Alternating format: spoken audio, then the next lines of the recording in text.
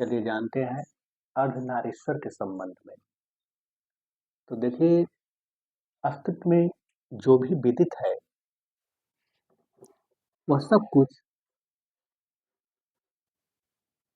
दो ऊर्जाओं का मेल है। चाहे नर हो या मादा,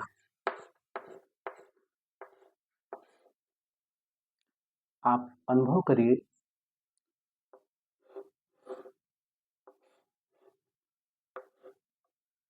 नर में मान लीजिए आप पुरुष को ही ले लीजिए, तो एक अणु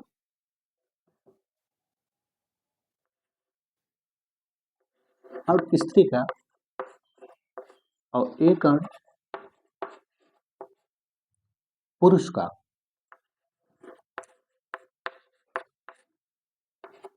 तो आप यह कह सकते हैं कि दो अणुओं का मेल है। आप भले ही पुरुष हैं लेकिन भीतर से सभी एक अणु पुरुष का है, तो स्त्री का भी अणु उसमें विद्यमान है। इसलिए चाहे जो भी पुरुष है वह अर्धनारीश्वर का ही रूप है। और ठीक इसी तरह स्त्री में भी दो अणुओं का मेल है। अब स्त्रीत्व प्रवृत्ति ज्यादा है तो वह स्त्री है, बाहर से उसका शरीर स्त्री है लेकिन भीतर से स्त्री भी अर्धनारीश्वर का ही रूप है। इसलिए अस्तित्व में सुन के मंथन स्वरूप अस्तित्व में जो भी चीज विदित है, चाहे वह कोई बीज भी ले लीजिए, वह भी दो ऊर्जाओं का मेल है।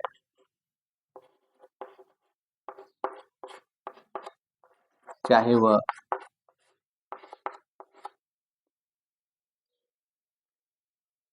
कोई भी बीज हो, सब बीज में दो ऊर्जाओं का मेल है। यही इसकी खासियत है और सब कुछ इससे सिद्ध होता है कि सब कुछ अर्धनारीश्वर, भीतर से अर्धनारीश्वर का ही रूप है।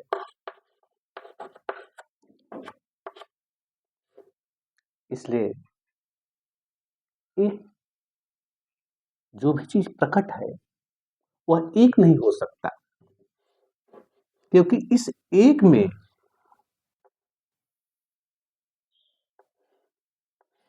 दो विदित है।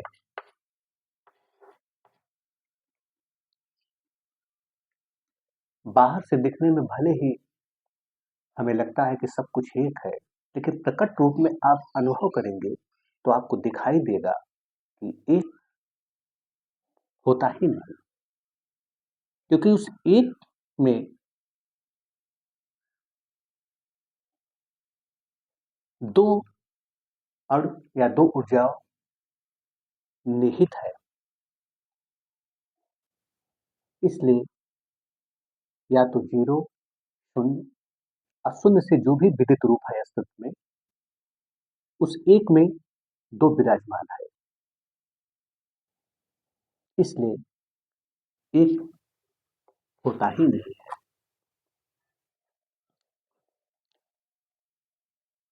और इसीलिए सब कुछ अर्धनारीश्वर में ही समाया हुआ है।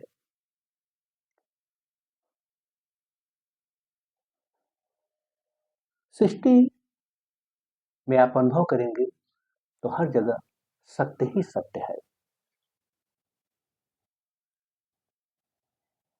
आप वृक्ष के एक पत्ते की भी अनुभूति करेंगे तो आश्चर्य और आनंद से भर जाएंगे, क्योंकि सत्य ही तुम्हारा स्वरूप है और सत्य में सब कुछ विद्यमान है। इसके बावजूद भी जो ये संदेह है, इसे मनुष्य के मस्तिष्क ने इजाद किया है। और इसका कारण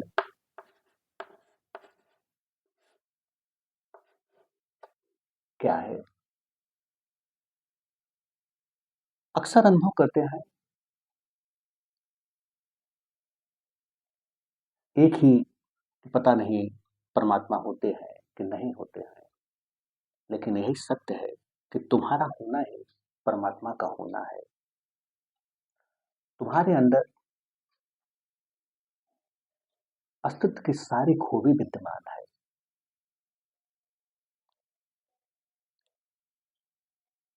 परमात्मा तुम्हारे में, या यूं समझिए कि अस्तित्व में बह रहा है, कण कण में बह रहा है।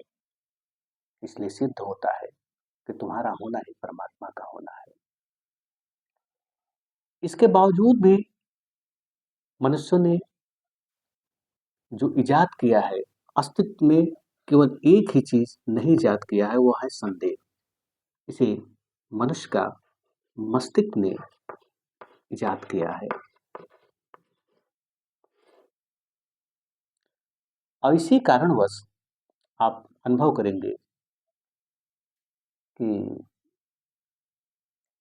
जीवन का जो परम आनंद है, इसका मजा ही कुछ अलग ही है। और इस आनंद से भी मनुष्य जो वंचित हो रहा है, उसका मात्र एक कारण है, यह संदेह। क्योंकि आप संदेह करेंगे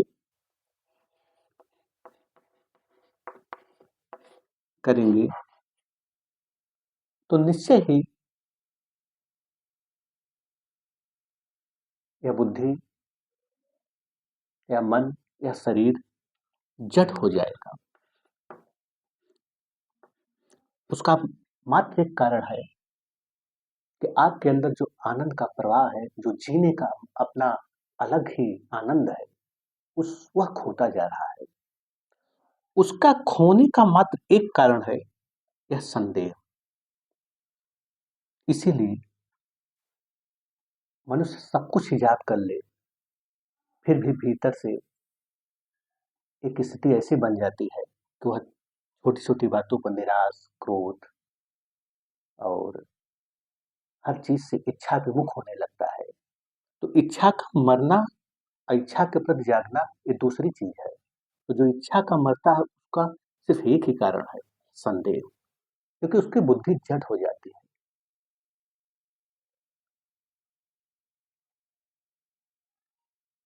जीवन ही परम आनंद है, अभी यह मौजूद है, इसका आनंद लो।